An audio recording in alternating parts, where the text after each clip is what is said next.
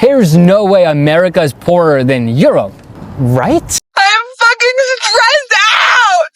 I'm fucking stressed! We should not be working like this. I work my ass off and I can't even fucking pay bills, bro. And they always say, don't compare yourself to others, but I see people going to Coachella and fucking like buying all types of shit, just pointless fuck you money, and I'm over here and can't even fucking pay my fucking rent, bro! Why is gas $5 a gallon?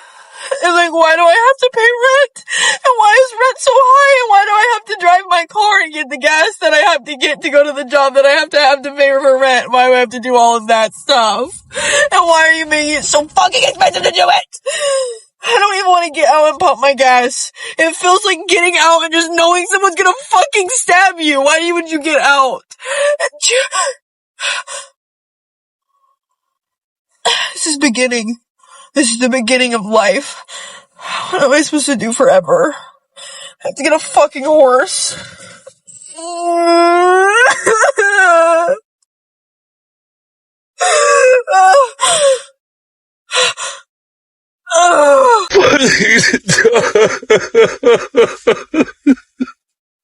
Everybody wake up!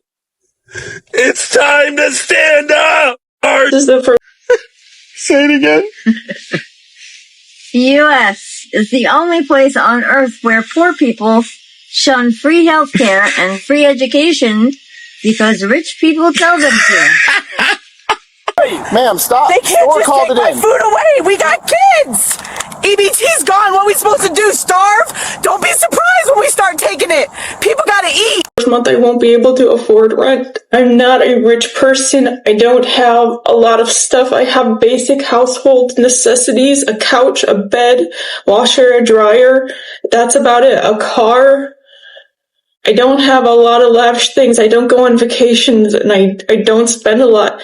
Rent's increased from the food prices are too high. I've cut back on eating because I literally cannot afford food. Bro, I'm not gonna fucking make it in this fucking world because, like, tell me why I just went to fucking Kroger's and got groceries. I just got paid today. My last fucking paycheck.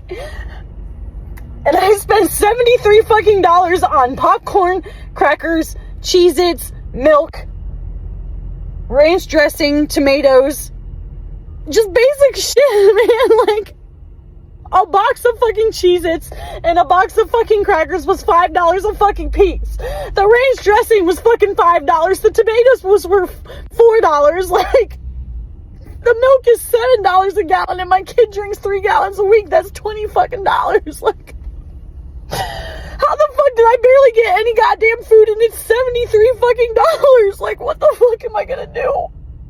Amazing news, everyone. We are the richest country in the history of the world. Yeah, so we've heard. Can we have healthcare? No. That would never work. Can we have affordable housing? Why would we do that when there's private equity?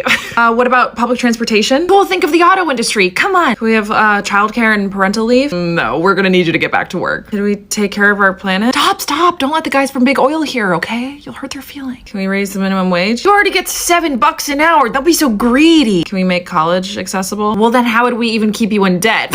Thing. Sorry, so what can we have? War. We can always afford war.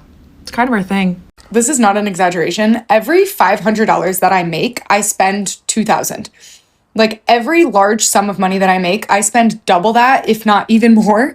And it's not because I want to be. It's because everything just is like, it's just bill. Everything's more expensive, but the quality of everything's going, fucking take a bet. When will this end? Americans can't afford gas. Americans can't afford grocery. Rent prices are through the roof. We're most unaffordable housing than we've ever had.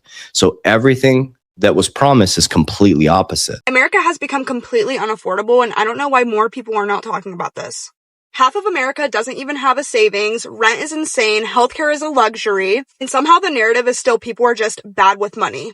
What money? People are working full-time. Most people have 2 to 3 jobs anymore because you have to. At what point do we stop blaming the people and just accept the fact that the cost of living has simply just outpaced reality? Because everything is this expensive, you have to know exactly where all of your money is going anymore. Like, a budget is just simply a necessity. I've been living in Europe for a month now, and the biggest thing I've noticed is the quality of food is just completely different to America. So first and foremost, I find myself having to buy groceries more frequently, maybe 2 times a week, because certain products, whether it's fruits, vegetables, and especially grains and cereals, go bad so much quicker. And I really think it's because of that there is such a lack of preservatives and extra additives that are going into the food here, where things spoil a lot quicker.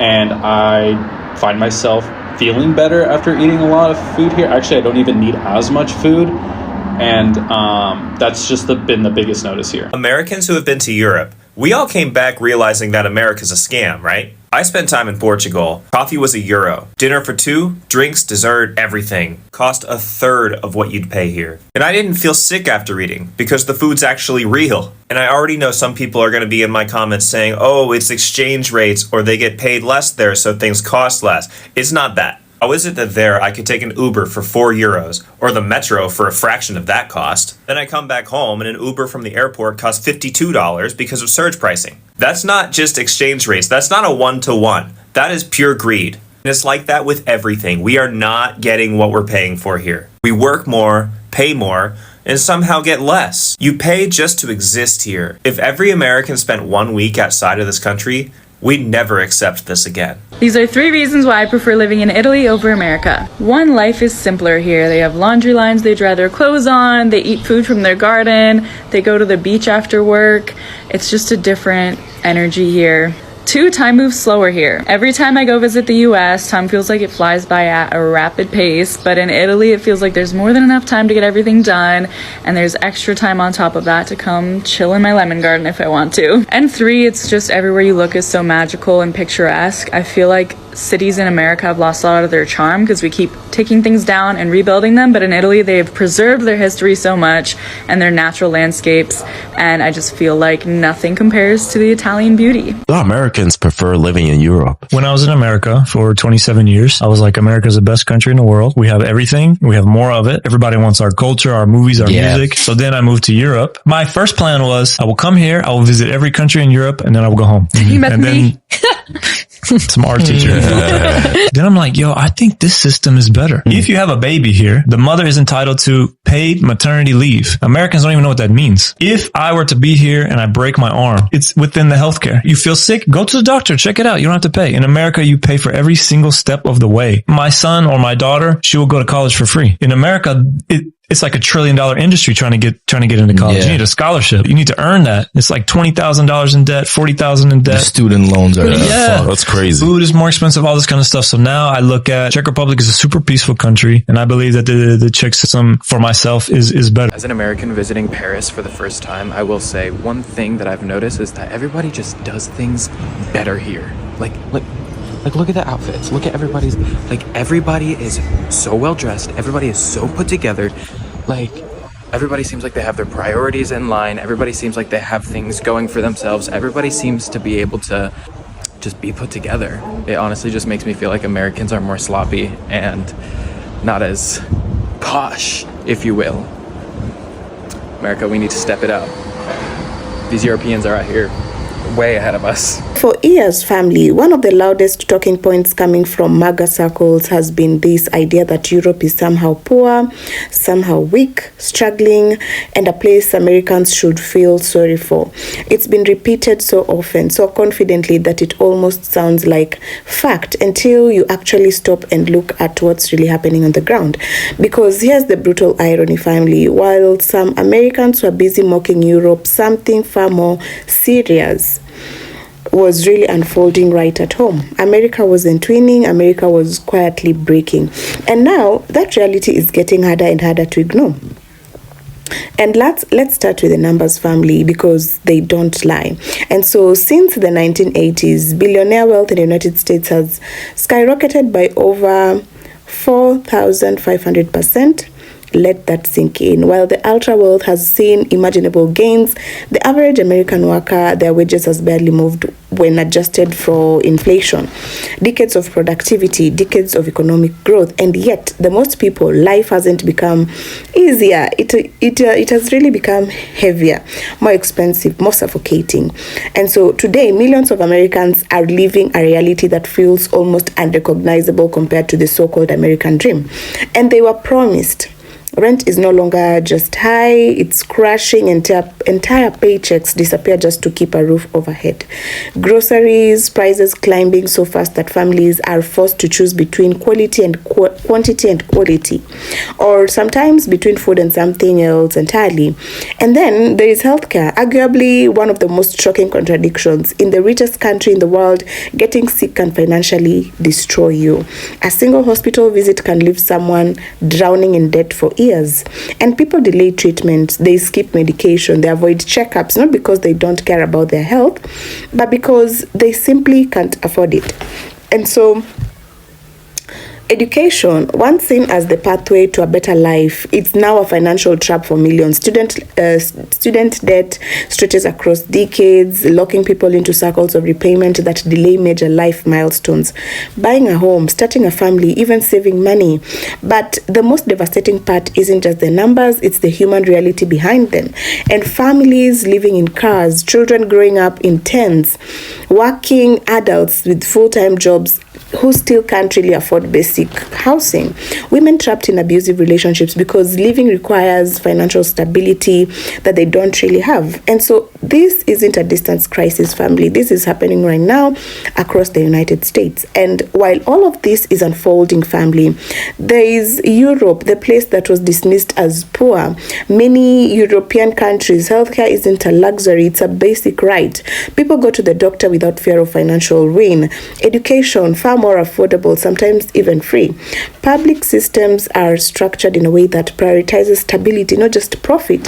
And here's the part that really challenges the narrative, family. Many Europeans are achieving a higher quality of life at a fraction of the cost. And they're not perfect systems. No system is really. But when you compare the day-to-day reality of the average person, the contrast becomes impossible to ignore. And so the real question becomes, what happened?